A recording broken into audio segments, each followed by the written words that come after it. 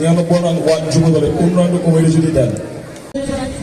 তো আমি চাই এনারা সবাইকে চিনে, সকল নেতাকর্মীকে চিনে, তো ওদের কাছ থেকে পুঙ্খানুপুঙ্খানু বিচার বিবেচনা করে এই 4টি ওয়ার্ড কমিটি এবং শেরেবাংলা নগর থানা কমিটি যাওয়ার জন্য শ্রদ্ধা করে স্মরণ করছি আমাদের আদর্শ শহীদ রাষ্ট্রপতি জিয়াউর রহমান বাংলাদেশকে সুজলা সুফলা শস্য শ্যামল দেশ হিসেবে গড়ে তুলেছে। কাজের ফল রাজপথ দিবে দেশটা একটা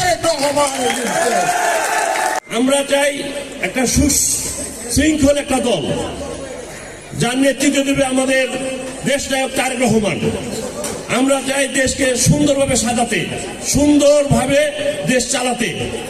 ইউনিট থানার মাধ্যমেই কিন্তু আসে। এখানে মহানগরের সম্মানিত আহ্বায়ক, সদস্য সচিব, যুগ্ম আহ্বায়ক তার মাধ্যমেই কিন্তু অনুপ্রবেশকারী নাম কমিটিতে আসে না, আসে আপনাদের মাধ্যমে, ইউনিটের মাধ্যমে, ওয়ার্ডের মাধ্যমে, থানার মাধ্যমে। তা আপনারা কিন্তু ওই অনুপ্রবেশকারীদের স্থান দিবেন না, আপনারা আমাদের আদর্শিক ভাই রক্তের সাথে বেইমানি করবেন না। সংগ্রামী নায়ক শহীদ প্রেসিডেন্ট জিয়াউর রহমান তার যোগ্য উত্তরসূরি রেখে গেছেন। আমাদের অভিভাবক, আমাদের সাংগঠনিক অভিভাবক, যিনি দীর্ঘদিন লড়াই সংগ্রাম করে বাংলাদেশের মানুষের জন্য কাজ করছেন, যিনি ভোটের অধিকারের জন্য কাজ করছেন। আমরা কিন্তু স্বৈরাচার চলে গেছে, কিন্তু স্বৈরাচারের যে বীজ বাংলাদেশে আছে তার থেকে কিন্তু আমরা এখনো সরাইতে পারিনি। তা আমাদেরকে কাজ করতে হবে। কি কাজ করতে হবে? দেশ নায়ক তারেক রহমানের 31 দফা সকলের কাছে, সকল জনগণের কাছে নিয়ে যেতে হবে। আমাদের 99 নম্বর ওয়ার্ড, যেখানে শেখ হাসিনা গণভবন উপস্থিত ছিল, যেখানে এই আসাদুজ্জামান কামালের মতো একটা মদখোর স্বরাষ্ট্রমন্ত্রী যে এলাকা ছিল, যে এলাকায় ইরানের মতো কমিশনার ছিল, সে এলাকায় আপনারা বসবাস করেছেন জুলুম নির্যাতন সহ্য করে। আমরা আপনাদের মনের ভাব বুঝি, সবাই কমিটি চেয়েছে, আমরা কমিটি দিব। দেখেন, আমরা 2023 সালে 10ই সেপ্টেম্বর আমরা ঢাকা মহানগর উত্তর যুবদলের দায়িত্ব পেয়েছি। দায়িত্ব পাওয়ার পর থেকেই পদযাত্রা, সভা সমাবেশ,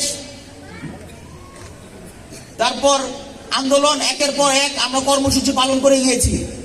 আমরা চেয়েছি যে শেরেবাংলা থানা যুবদল, শেরেবাংলা থানা, আরো কয়েকটা 8টা থানা আমরা একটা কমিটি গুছিয়েছিলাম দেওয়ার জন্য। তারপরও আন্দোলন সংগ্রাম চলে আসার কারণে কমিটি দেওয়ার অবস্থা আমাদের হয়নি। আমরা চাই যে আপনারা কমিটি পান এবং এতদিন আন্দোলন সংগ্রাম করেছেন, সবাই একটা পরিচিতি লাভ করেন। আমরা তোমাদেরকে কর্মী সভা দিয়েছি সংগঠনকে শক্তিশালী করার জন্য, ঐক্যবদ্ধ করার জন্য। তোমাদের বিভাজন দেখতে এসেছি।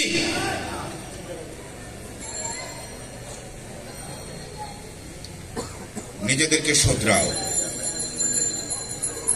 নিজেদেরকে শোধরাও, নিজেদেরকে শুধরিয়ে নিজেদের ঐক্যবদ্ধ ভাবে কাঁধে কাঁধ মিলিয়ে পথ চলার চেষ্টা করো। এতে তুমি যেমন লাভবান হবা, দল লাভবান হবে, দল লাভবান হলেই দেশ উপকৃত হবে।